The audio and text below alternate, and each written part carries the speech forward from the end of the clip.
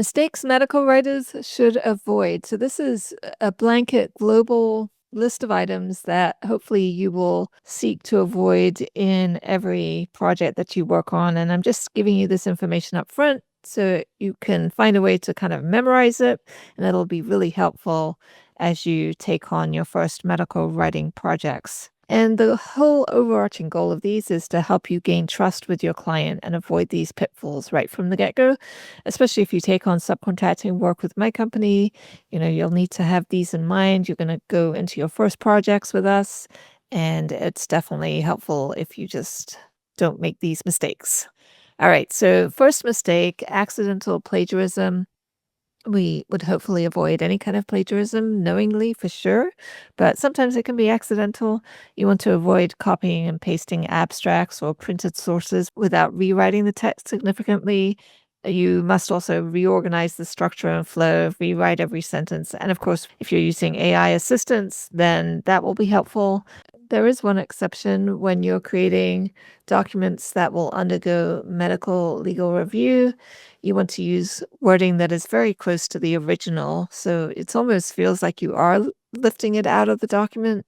But if somebody checks your work and they see something substantially different from what you've referenced, then they're going to call that out. So there is a case to be made for keeping pretty close to the original wording when you're having to undergo medical legal review. That's when they check your annotations and referencing against the original PDF from where you took it, right? So just keep that in mind also. And then just know that clients will lose trust for you over even accidental plagiarism. There's nothing worse than getting that email where the client has found substantial portions of your work has been plagiarized. You do not want to get that email. And then you can check into Grammarly, which does have a plagiarism checker, but I think it's pretty pricey to buy the version that has the plagiarism checker. And there are free plagiarism checkers online that you can search for. So the second mistake, writing to the wrong level. So you want to always think of your reader and how something is going to be received. Some people have a better ability to do that than others, but think about if you were a practicing clinician or still are, how would you explain something to a patient? You're not going to use language that is super medicalese.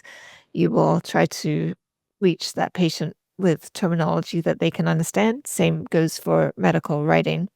Now, when you're writing for clinicians, obviously you don't want to explain basics that they'll already know. You also want to avoid excessive jargon from abstracts. You don't want a news piece to read like an abstract, right? Because you're doing the work of translating it for them, even though they have an understanding. You don't want it to be jargony. So keep that in mind. That's part of our job. And when you're writing a news piece, and we'll go more into this in the next modules about interpreting data, don't just make a statement about the finding, make a statement about what it suggests and how the reader should think about it. That helps the reader along. We'll talk about that more later. And then too high for a lay audience, avoid technical language and assume that they have really no scientific background. Many people don't. And then in your mind, when you're writing, you want to think, how will this person, a single person that I've identified in my own mind, a smart but non-technical person, such as a relative, how will they receive this information? All right. So always keep your reader in mind. Mistake number 3, typing in references manually. Do not do that if you can avoid it. You only want to do that if it's unavailable in PubMed, but 9 times out of 10, you can search a reference in PubMed and find it and cite it from PubMed. And that's what you want to do. So for example, let's say you want to cite this reference here for some reason. You would go to this cite button. This is in PubMed. And then the one thing is, and I've probably mentioned this or I will mention this again, but it's important. If you're going to use this reference, you have to make sure that this is sentence case not capitalized in your reference list because it should not be capitalized. When you paste this in, you might paste it in as text to get the same formatting. But what you want to do is make sure that this is italicized and make sure this says AMA style down here. That's how you copy a reference out of PubMed. And it's definitely worthwhile to spend a couple of hours learning Zotero and or EndNote.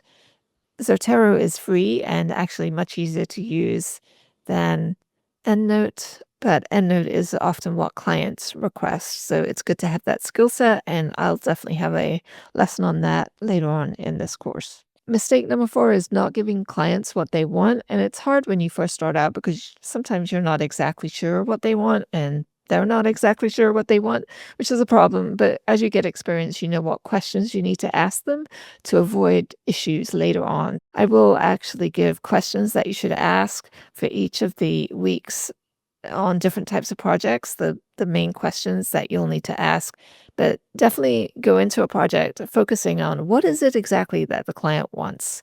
This is a good question to ask. You always want to try to record a call that you have with a client. If it's not in writing, you want to have it recorded and get the permission. Most people these days are very comfortable with the call being recorded. It's just for your own accuracy, and it's always good to do that so you have a record of everything.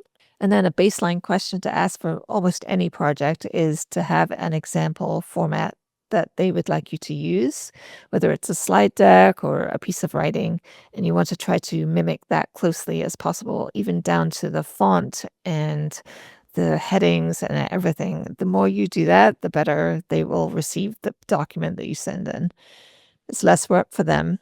And then when you do a final review of your work, make sure that you revisit the instructions before you submit the piece and make sure that you've written at to the best of your ability exactly what it is that they want. Meeting client expectations in this way will mean that you will get repeat work. And if you don't, then you probably won't as much. All right.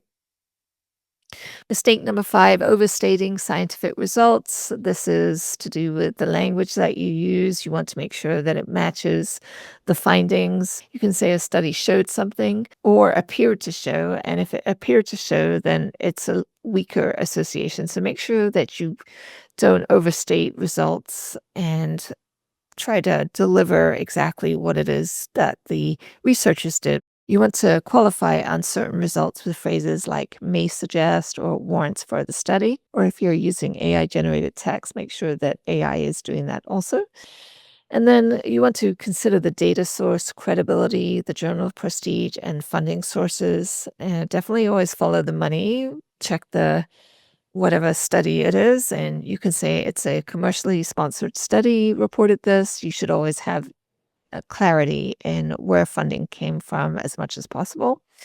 And then you definitely want to quote objective experts over biased sources. So let's say you're finding a press release and the CEO of a company is, waxing effusive about the results. Take that into consideration when you use that quote or don't use that quote at all. Make sure that you don't overstate things and definitely consider where the source is coming from. Mistake number 6, making errors that could be caught. So we are human and we're going to make errors, and essentially that's okay. But it's the same as being a surgeon or an accountant or an architect. You don't want to botch up an operation because of a mistake if you can avoid it. You don't want to make an error on a tax return that will need to be revisited later if you can avoid it. And you don't want a building that's going to fall down because of faulty design plans, okay, as an architect might do. So we're medical writers, so we don't want to make mistakes if we can avoid it. It's very important. It's not the kind of thing where there's a little leeway for error. It's kind of not, okay? All right. I hope I haven't scared you out of pursuing this as a career choice because it's fine. It's not life or death, but definitely you want to be careful. So carefully check all your numbers after you've typed them in, each and every one of them. When you type something, you might make a mistake, and it's better to do it as you type something in than to go back and rely on your enthusiasm for doing that process of checking everything that you've written, okay? You might not feel like it once you've spent several hours on a piece. So as you type, make sure your numbers are accurate. Unfortunately, one incorrect number casts doubt on your entire document. Don't write about anything that you don't fully understand. You don't have to be an expert in what you're writing about, but if you are reading something that somebody's written and it's not making sense, then you shouldn't use that information to write whatever it is. You need to sort of get your head around it as a medical writer and look at it from another source or find another definition, whatever it is. Trust your instincts. Look things up if you're unsure. There is no lack of information to where you can look things up. Strive for error free documents, as I've said, and then avoid relying completely on AI generated content. I've talked about how you should definitely source your work, and I will talk about this throughout the course about how to do this, but don't just rely on AI generated content without checking it and making it your own. And very important these days, people are on the lookout for that. And then do use the AI tools at your disposal, such as Edit GPT, which is a great way to check your writing work. When I write a needs assessment, for example, I'll take every portion of it and put it through Edit GPT, and I always catch things that I am glad that I have caught. So there's some things, global kinds of mistakes you can avoid. Please keep them in mind, especially if you end up working for nascent medical. All right.